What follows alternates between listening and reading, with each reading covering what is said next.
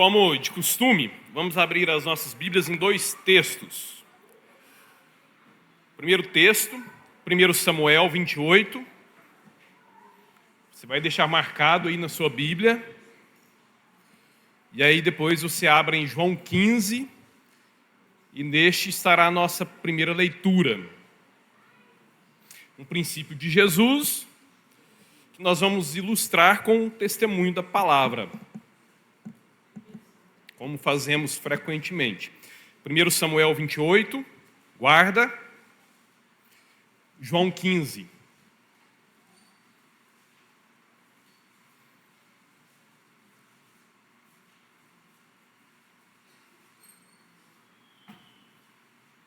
Quando você achar aí, deixa a sua Bíblia aberta em João 15, com 1 Samuel 28 marcado.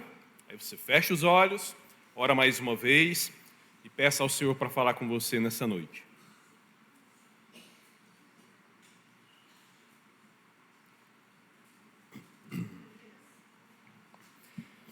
Primeiro Samuel 28 marca, será o segundo texto. O primeiro texto será João 15.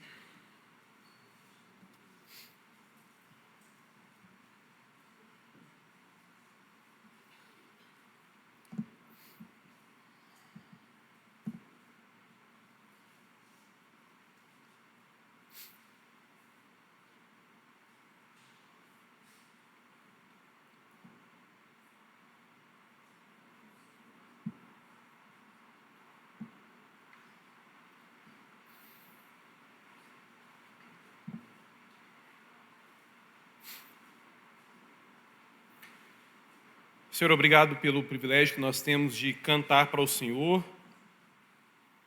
te louvando por quem o Senhor é, por quem o Senhor tem sido nas nossas vidas. E obrigado, Senhor, pelo privilégio que nós temos de ser instruídos pelo Senhor. Por isso nós te agradecemos por esse momento, quando nós podemos nos silenciar, quietos, para te ouvir.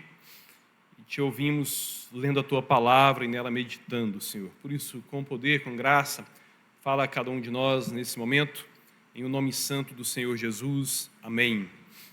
João 15, versículo 1, aqui o Senhor nos diz assim: Eu sou a videira verdadeira e meu pai é o agricultor. Palavras do Senhor Jesus. Todo ramo que estando em mim não dá fruto, o pai corta. E todo que dá fruto, o pai poda, para que dê mais fruto ainda. Vocês já estão limpos pela palavra que lhes tenho falado. Permaneçam em mim e eu permanecerei em vocês. Nenhum ramo pode dar fruto por si mesmo, se não permanecer na videira. Vocês também não podem dar fruto, se não permanecerem em mim. Eu sou a videira, vocês são os ramos. Se alguém permanecer em mim e eu nele, esse dá muito fruto. Pois sem mim vocês não podem fazer coisa alguma. Se alguém não permanecer em mim, será como o ramo que é jogado fora e seca. Tais ramos são apanhados, lançados ao fogo e queimados. Se vocês permanecerem em mim e as minhas palavras permanecerem em vocês, pedirão o que quiserem e lhes será concedido. Meu pai é o agricultor, meu pai é glorificado, versículo 8. Meu pai é glorificado pelo fato de vocês darem muito fruto, e assim serão meus discípulos. Como o Pai me amou, assim eu os amei. Permaneçam no meu amor. Se vocês obedecerem aos meus mandamentos, permanecerão no meu amor, assim como tenho obedecido aos mandamentos de meu Pai, e em seu amor permaneço. Tenho-lhes dito estas palavras para que a minha alegria esteja em vocês e a alegria de vocês seja completa. 1 Samuel 28, versículo 1.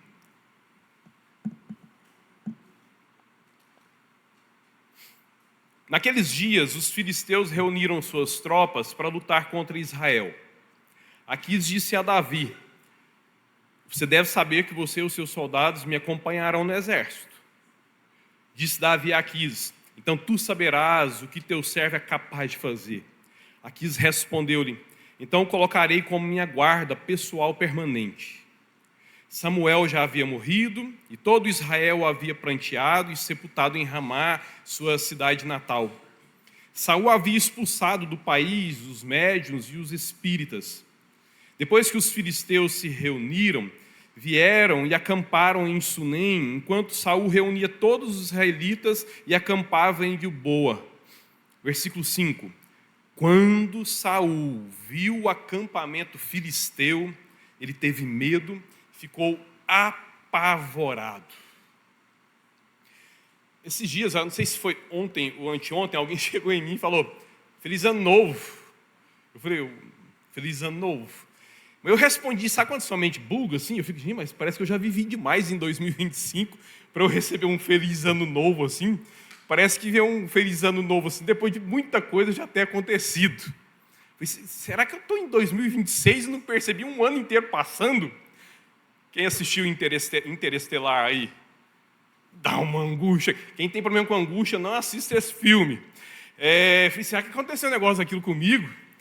Aí, aconteceu de eu, escutando rádio, os âncoras lá do programa lá estavam discutindo sobre isso. Até quando é que a gente pode falar Feliz Ano Novo? E eles brincando com isso, eles disseram, em janeiro inteiro. Quando você vê a pessoa pela primeira vez, pode falar Feliz Ano Novo. Eu falei, então, Feliz Ano Novo, para quem eu ainda não vi, dá para falar ainda assim. E se dá para falar Feliz Ano Novo, se dá para manifestar esse desejo que você tenha um ano bom, se dá para desejar que tenhamos um ano bom, até porque estamos só na metade ainda do primeiro mês, dá para fazer balanços ainda também, né? Porque a gente tem esse hábito de fazer balanços na virada do ano. A gente tem esse hábito de fazer balanços quando a gente faz aniversário, nas trocas de ciclos. Mas como a gente ainda está no começo do ano e tem 2025 de mais para frente ainda, dá para fazer algum balanço ainda. E é a isso que eu te convido nessa noite, para você fazer um balançozinho aí, avaliando um pouco sobre como foi a sua vida em 2024 e comparando com as suas expectativas para a sua vida e fazendo aquela seguinte análise assim, será que eu estou conseguindo viver como eu gostaria? Será que a minha vida ela está do jeito que eu gostaria? Será que Deus ele está se agradando de mim como eu gostaria de agradá-lo? E assim, então, caso você, ao fazer esse balanço aí, você se perceber em dívidas, né? Não está não, parece que eu estou muito distante, esse pêndulo, essa balança está bem desequilibrada aí, você precisa pensar, então, o que é que está faltando? O que é que está faltando, então, para você viver como você gostaria? O que é que está faltando na minha vida para que eu consiga viver o ideal para a minha vida, o ideal do Senhor da vida para a minha vida? E se você, com toda sinceridade, refletir sobre isso, essa palavra aqui, ela tem a resposta para você.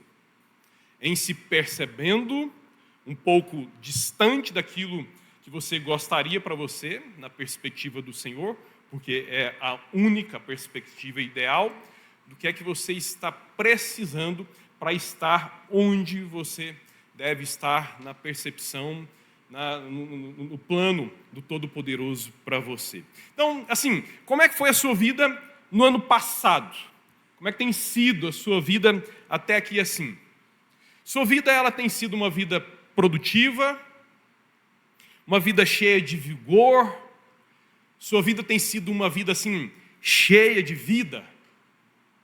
Lembrando assim, do ano passado, quando você enfrentou alguns desafios, lá em 2024, quem sabe até nos primeiros dias desse novo ano, quando você enfrentou alguns desafios, você sentiu o apoio de Deus em todos esses desafios?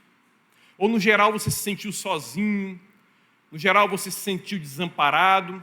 No geral você não percebeu assim que a boa mão do Senhor esteve com você quando você foi desafiado por algumas intempéries da vida no ano passado?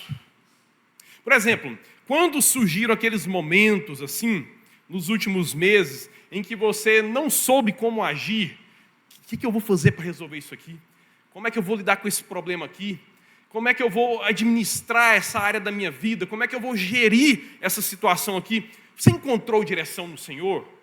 Você se lembrou assim que, olha, eu estou com uma dúvida aqui, eu não estou sabendo lidar com um problema aqui, já sei, vou bater meu joelho no chão aqui, colocar minha cara na Bíblia, e eu sei que Deus vai falar comigo, e você experimentou. O Senhor me respondeu, eu recebi direção do Senhor. Essa tem sido a sua experiência. Se você avalia a sua vida, isso fez parte, assim, do seu ano passado, quando você enfrentou problemas, quando você lidou com desafios? Ou, ao contrário disso, você geralmente tem se sentido sem propósito, sem utilidade, sem rumo? 2024, assim, eu fui sem graça, uma vida sem graça, me senti inútil. Parece que já teve momentos na minha vida em que eu me senti mais usado por Deus. Parece que houve outros momentos na minha vida assim em que eu vi assim mais claramente a mão de Deus me conduzindo. Parece que eu já fui mais útil na obra do Senhor, mas nesse último ano, não, sabe? Geralmente, então, você se viu sem rumo, meio que perdido, sem direção, sem um apoio, sem um conselho, parecendo que tudo que faz, assim, não deu muito certo. Poucas coisas deram certo, mas parece que a maioria delas, na sua percepção, muitas coisas deram errado mesmo. Você não tem dúvidas que Deus está agindo, trabalhando no mundo, inclusive, você viu muita gente sendo usada por Deus. Sabe assim, eu vi mesmo a obra do Senhor continuando, homens e mulheres sendo usados por Deus, mas assim, olhando para a minha vida, parece que eu estava lá na arquibancada, sabe? Igual quem contempla um desfile, a gente vê desfile, a gente fica admirado das coisas que são apresentadas no desfile, que legal lá, né? Aquele cara pilotando aquela máquina, que legal, né? A gente está aqui no aniversário da cidade, a Esquadrilha da Fumaça, que legal, aquele cara lá pilotando aquele avião, e a gente vai ficar admirado com um monte de coisas acontecendo, mas eu só na arquibancada, eu só como espectador, assistindo ali uma partida, né, uma apresentação daquele meu esporte favorito, e eu vendo assim, nossa, queria tanto estar no lugar daquele cara, sonhei tanto, queria tanto estar dando conta de fazer aquilo que ela está fazendo, mas a minha vida é uma eterna arquibancada, parece. Parece que minha posição tem sido só assistindo a banda passando. Eu não sou útil nisso. Eu vi, assim, então, na obra do Senhor, tanta gente sendo usada, tanta gente se dedicando, o Senhor trabalhando em tantas pessoas, através de tantas pessoas, mas eu me vi espectador. 2024 eu fui mero espectador. Então, como é que está a sua vida agora no contexto do reino de Deus?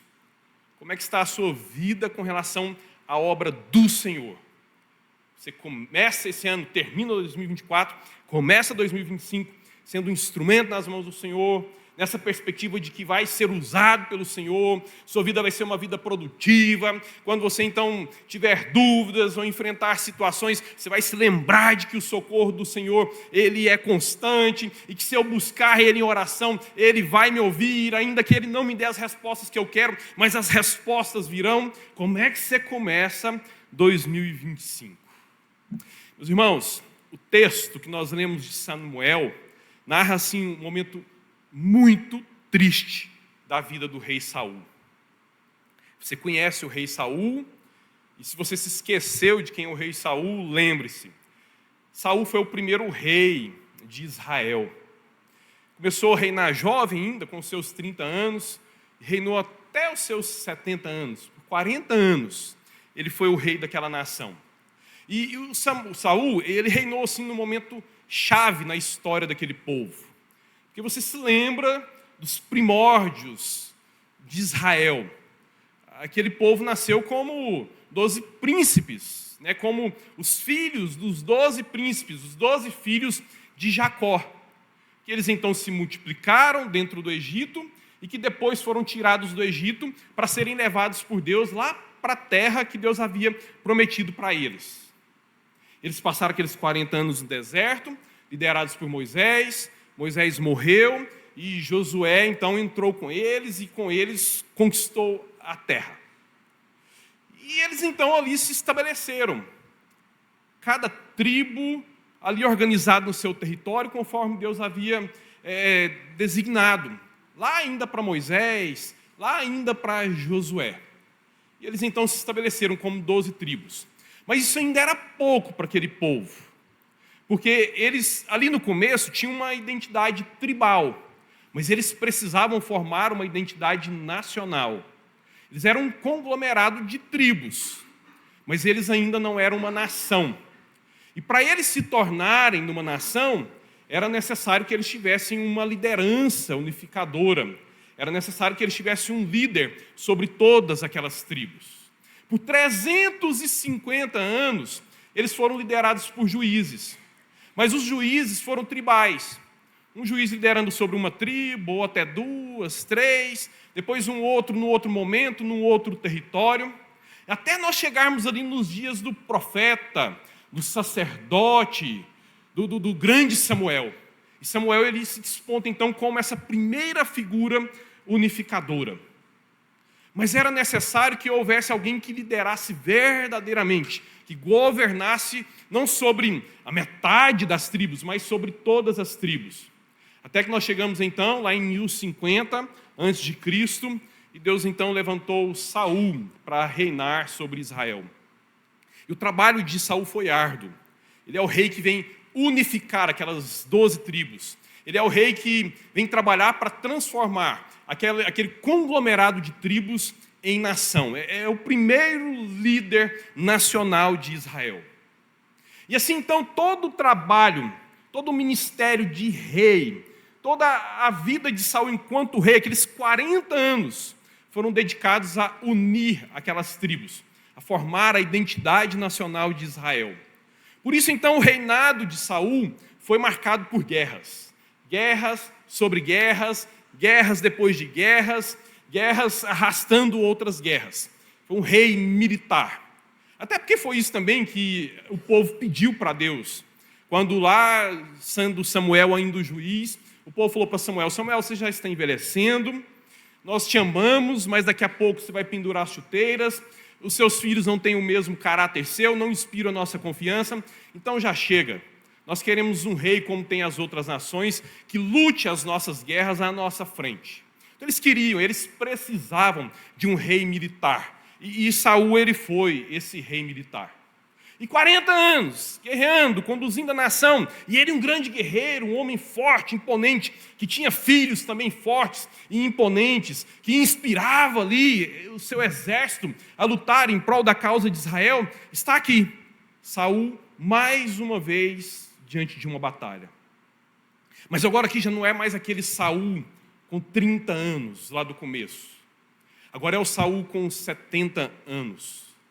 É o Saul já cansado de tantas batalhas e cansado, principalmente, das suas batalhas internas, das suas batalhas pessoais, das suas batalhas mentais, das suas batalhas emocionais, das suas batalhas espirituais.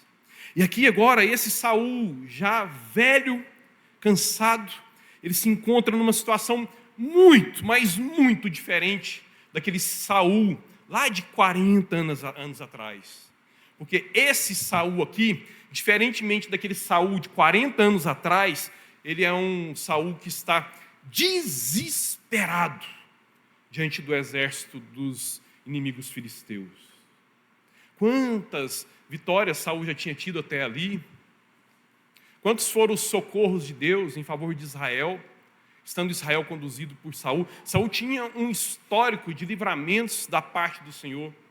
Mas agora, 40 anos depois, mesmo tendo sido conduzido, favorecido pelo Senhor, agora diante novamente de uma nova batalha, Saul ele está com medo, ele está desesperado. E por que Saul ele se encontra nessa condição diante da ameaça do inimigo? Porque Saul ele está sem conselhos, Saul está sem uma direção segura.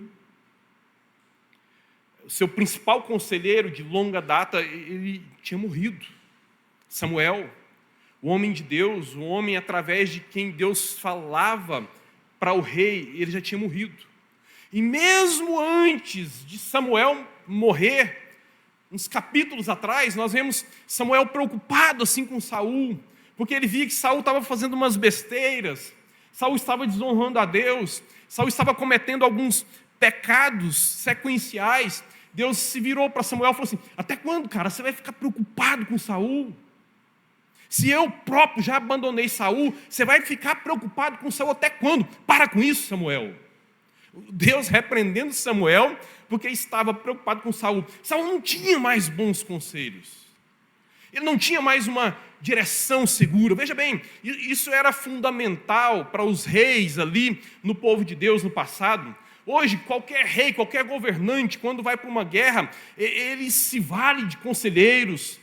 Ele usa ali uma imensa parafernália tecnológica para descobrir qual o posicionamento dos inimigos, para tentar descobrir qual o tamanho da tropa do inimigo, o tamanho do exército, a posição dos tanques de guerra, dos aviões, qual o tamanho do arsenal inimigo. São necessárias essas informações para se ir para uma guerra. Eles não tinham esses apetrechos tecnológicos naquele tempo. Daí então a direção do Senhor era essencial para a vitalidade, para a vitória de uma nação. E essa porta tinha se fechado para Saul.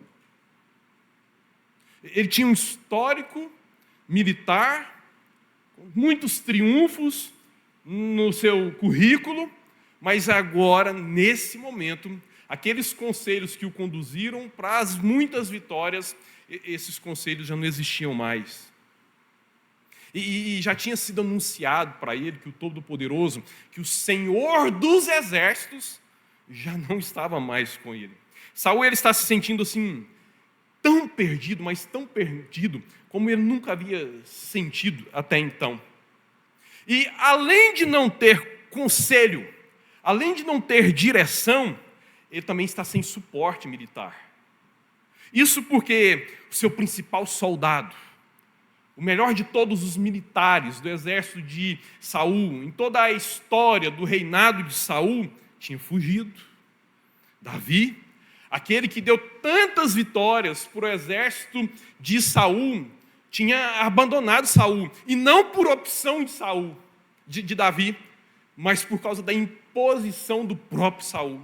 Que Saul, movido por inveja, se pôs a tentar matar Davi, tentou matar Davi várias vezes, e Davi então, esperto que só, falou: se eu continuar aqui, ele é o rei, eu não vou revidar. Em algum momento Saul vai me matar, e Davi então fugiu. E como se não bastasse, depois de anos fugindo, ainda dentro do território de Israel, e Saul assim, implacavelmente, colocando o exército atrás de Davi, Davi falou: não vai dar, eu não vou conseguir fugir o tempo inteiro dentro do exército, dentro do território de Israel. Saul, ele é o rei de tudo isso aqui.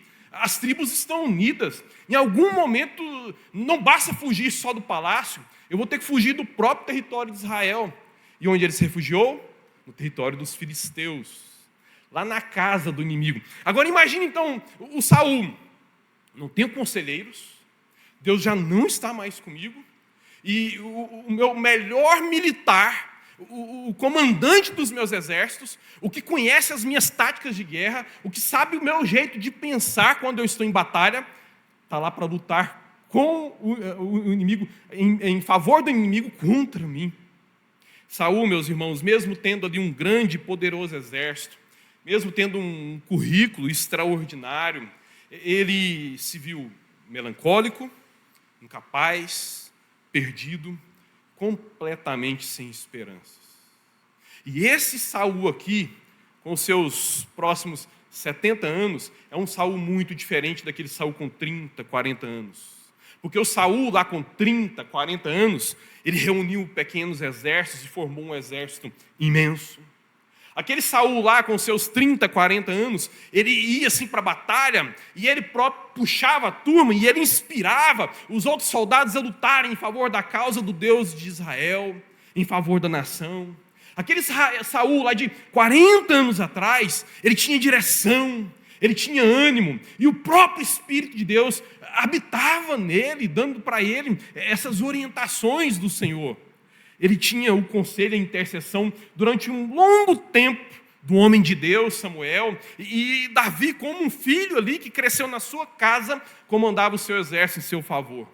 Por isso, então, aquele jovem Saul, de 30, 40 anos atrás, ele escreveu uma história de vitórias, de conquistas, de unificação.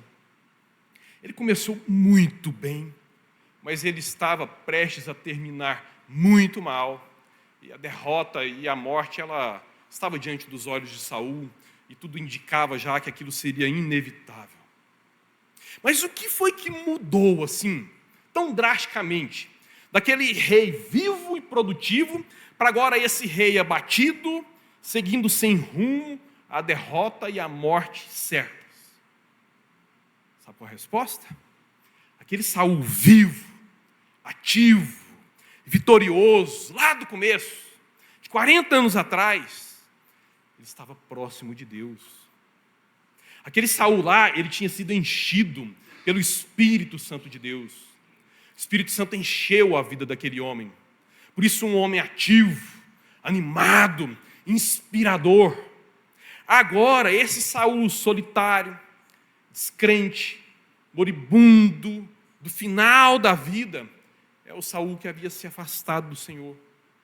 Porque ele se preocupava mais com ele mesmo, se preocupava mais com a sua própria reputação, e começou então a desprezar os mandamentos, a vontade do Senhor para a vida dele. Veja bem, nós estamos falando sobre a mesma pessoa. A mesma pessoa num estágio da vida, vivo, ativo, vitorioso, sendo usado pelo Senhor. A mesma pessoa, solitária, descrente, moribunda, no final da sua existência terrena, marchando rumo a uma derrota certa. A mesma pessoa experimentando esses dois opostos na sua vida. O que é que muda nessa mesma pessoa para ela se encontrar em estados tão diferentes na sua existência terrena? Simples. A diferença para Saul estava em como ele estava com Deus. Perto de Deus, Saul vivo, animado, ativo, vitorioso.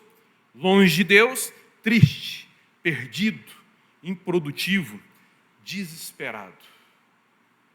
E este é um princípio que não se aplica apenas a Saul. Esse não foi um princípio que regeu apenas a vida de Saul. Esse é um princípio de Deus para você. Esse é um princípio de Deus para mim. Isso porque, semelhantemente a Saul, tudo na minha vida, tudo na sua vida depende de onde nós estamos em relação ao Senhor.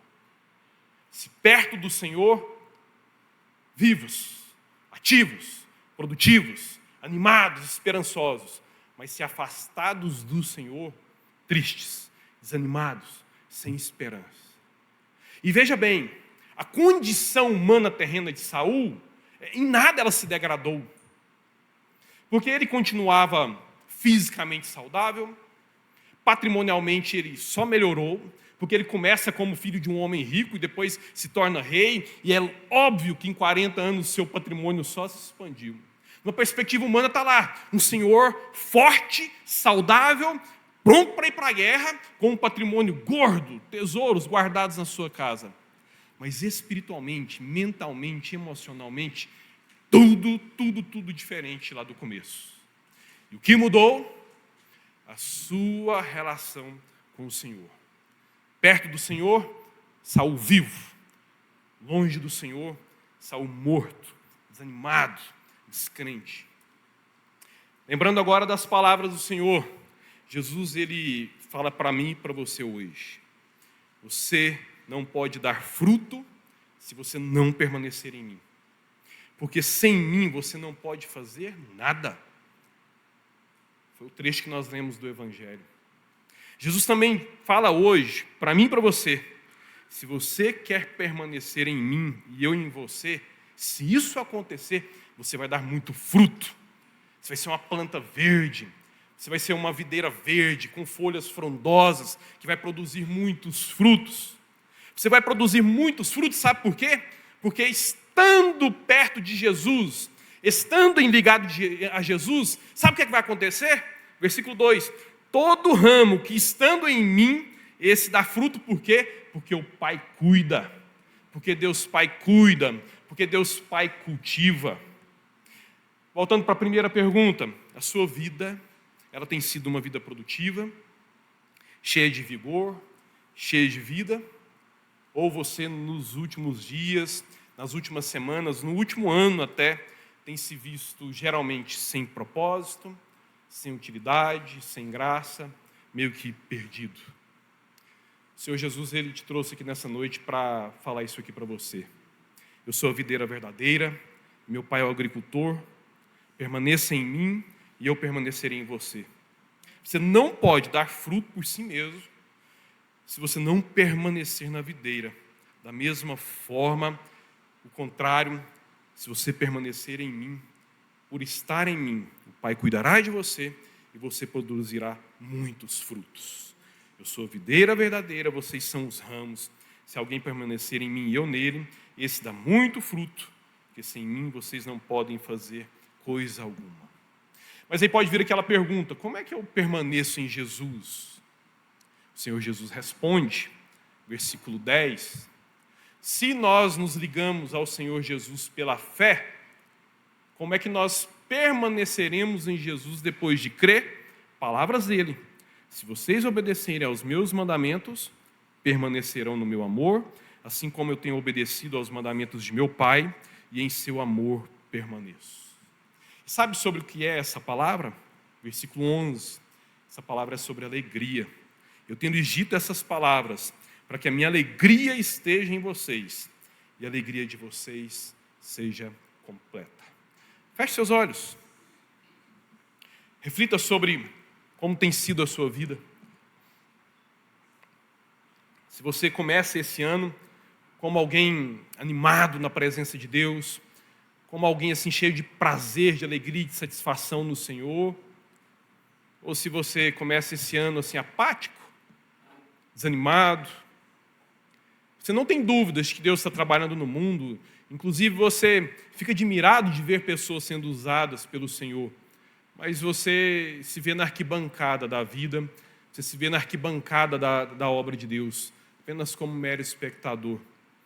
Mas o chamado do Senhor para você nessa noite é: o Senhor quer te usar, o Senhor, Ele quer trabalhar em você, o Pai quer te limpar para você produzir frutos, mas para isso você precisa permanecer no Senhor, para isso você precisa renovar a sua aliança com o Senhor.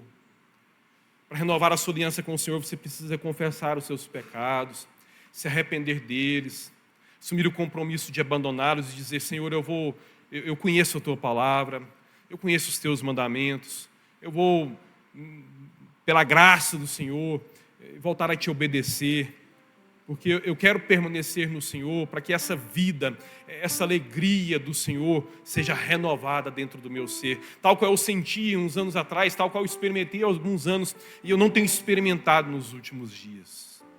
E se porventura a sua condição é de alguém que, não, eu tenho me visto sim, sendo usado pelo Senhor, eu tenho tido prazer nisso, mas eu estou cansado, estou um pouco desanimado, estou querendo passar o bastão.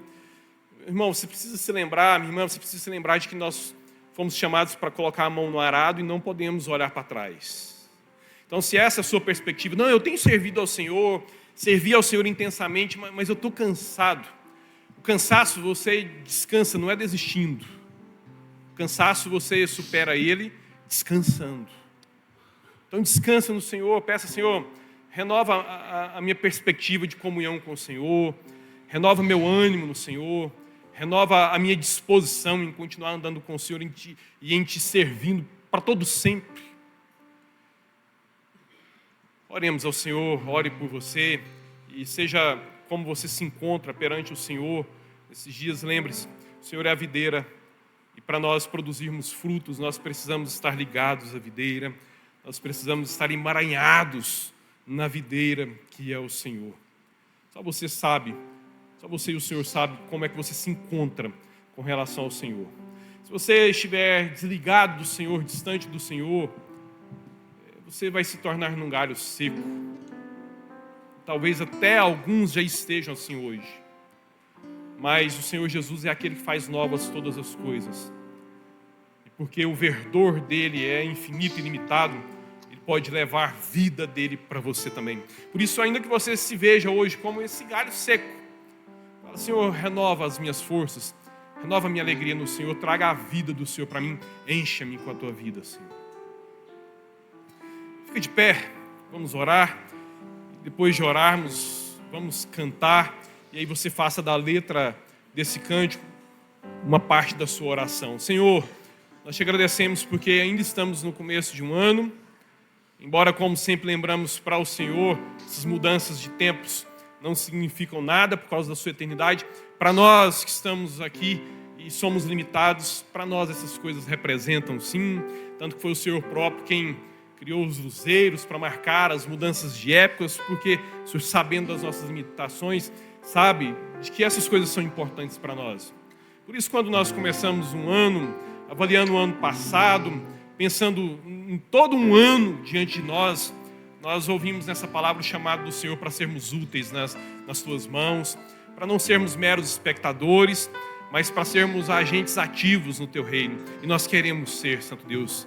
Para isso, renova os que estão carecendo de renovo, restaura os que estão carecendo de restauração, converta os que estão carecendo de conversão, Santo Deus. E abençoe-nos todos assim, para que todos nós sejamos ramos verdes, cheios de vigor, o vigor do Senhor, para que todos nós juntos produzamos muitos e muitos frutos para a tua glória e para a nossa alegria em ti. Em o nome santo do Senhor Jesus. Amém.